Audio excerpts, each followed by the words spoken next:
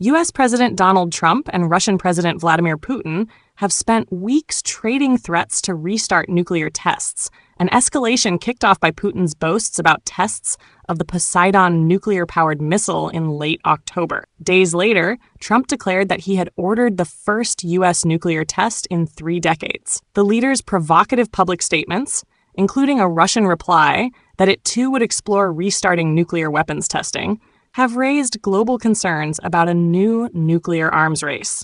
Behind the scenes, both sides are also eyeing a critical upcoming deadline, February 4th, when the singular remaining nuclear arms control agreement between the nations is set to expire. The New START treaty limits both countries to a maximum of 1,550 long-range nuclear warheads on delivery systems, including intercontinental ballistic missiles, submarine-launched ballistic missiles, and bombers.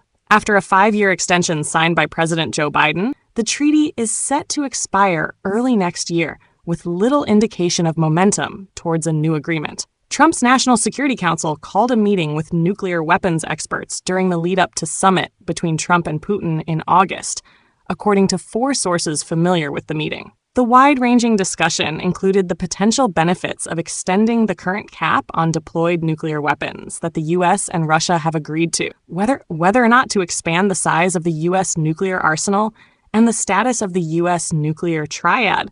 The sources said the White House wanted to be prepared for any possible nuclear discussion between the 2 leaders of the world's greatest nuclear arsenals. But the leaders' meeting ended without momentum towards ending the Ukraine war or the announcement of any nuclear weapons agreement. When Putin publicly proposed an extension of the single lasting nuclear arms control agreement between the U.S. and Russia, weeks later, Trump responded positively. "It sounds like a good idea to me," Trump said. Still, more than a month later, neither side says ongoing talks to achieve that goal are ongoing. Secretary of State Marco Rubio said Wednesday there are conversations about, potentially, speaking to Russia about the treaty. Russia suspended participation in a critical monitoring mechanism in the treaty in 2023, though it was already essentially paused due to Russia's refusal to allow inspections of its nuclear facilities.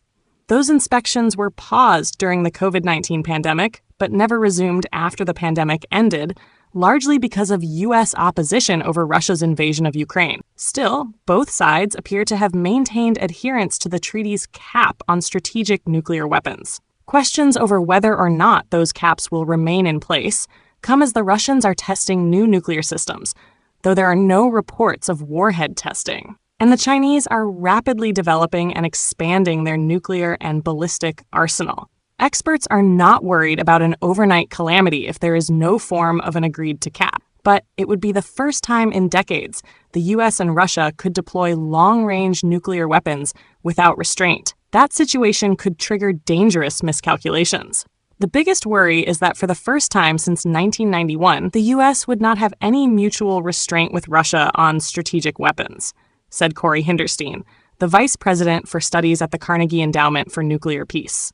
Along with the restraint also came lots of other mutual verification. And to be blind in that way for the first time in more than 30 years has the potential to lead to misunderstanding, miscalculation, and a lack of engagement that could be important in fending off a crisis. Some experts point out that a political agreement between the 2 sides to agree to maintain the treaty's cap on deployed nuclear weapons would be effective and could be done relatively quickly. Russian officials have indicated the country will not pursue their proposal of an extension indefinitely. Russia's deputy foreign minister has called Putin's suggestion of renewing a limited offer for a limited time in at least one private setting.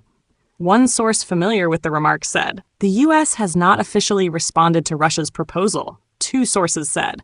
"There is mounting Republican pressure not to agree to an extension of the deal, but Trump has expressed an interest in limits on nuclear weapons and arms control, not just with Russia, but also with China. The president will decide the path forward on nuclear arms control, which he will clarify on his own timeline," said a White House official. President Trump has spoken repeatedly of addressing the threat nuclear weapons pose to the world and has indicated that he would like to keep limits on nuclear weapons and involve China in arms control talks. To extend or not to extend Russia's testing of the nuclear-powered underwater Poseidon drone and a nuclear-capable cruise missile came just after Putin's proposal to extend the treaty in what appeared to be Russian efforts to pressure the U.S. to the table. But the moves were counterproductive, explained one U.S. official. While the weapons development wasn't covered by the treaty, testing them frustrated U.S. officials who viewed the move as saber-rattling by Russia, the official said. They also very clearly realized that extending New START would do nothing to prevent Russia from further tests of those systems, the official added. If anything, those tests pushed Trump further away from wanting to discuss a follow-on agreement with Putin, sources said. Top nuclear and energy officials are due to meet this week with Trump to try to dissuade him from conducting nuclear warhead tests, an effort to find an off-ramp from the escalating rhetoric, CNN has reported. Some Democratic lawmakers have urged Trump to work toward replacing the treaty, and there is fresh urgency after Trump's and Putin's remarks about testing. But other lawmakers and some experts argue that Trump shouldn't extend the deal. New START confines the U.S. to 2011 levels of deployed nuclear weapons. So if you are confident in having limits according to a world that does not exist anymore, then an extension is fine, said Frank Miller, a principal at the Scowcroft Group, who worked for decades on nuclear policy and arms control at the Pentagon. But the current agreement stops the U.S. from uploading, which is putting more wards on our missiles to cover China and Russia simultaneously, and takes the wind out of the sails of modernization. There are some concerns about the U.S. intelligence community maintaining an accurate assessment of Russia's nuclear arsenal if the treaty is no longer intact. When you no longer have treaty, no longer have the legal requirement to monitor compliance on the treaty, it is possible that U.S. confidence in what Russia is doing slowly erodes over time, said John Wolfstall, the director of global risk at the Federation of American Scientists. Complicating the picture of U.S. and Russia negotiations is Trump's interest in potentially including China in a three-party deal. It is an idea that his administration actively worked towards during his first term. Trump administration officials at that time believed China might effectively engage if the U.S. and Russia agreed to a year-long freeze on new warhead production and the deployment of nuclear warheads, one former official explained. China was also starting to talk to the U.S. about the subject, even though it was at a very low level. We believed that when China began engaging in talks about talks, that they had resigned themselves to the inevitability of having to negotiate eventually, and we were building the leverage to get them there, the official said. But when Biden won the election, the Chinese and Russians backed away from the quiet talks.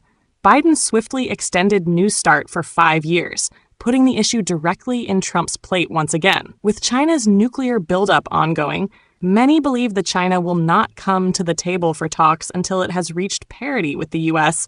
in terms of how many nuclear weapons the country has in stock, which is expected to happen in 2030. We're the #1 nuclear power, which I hate admit because it's so horrible.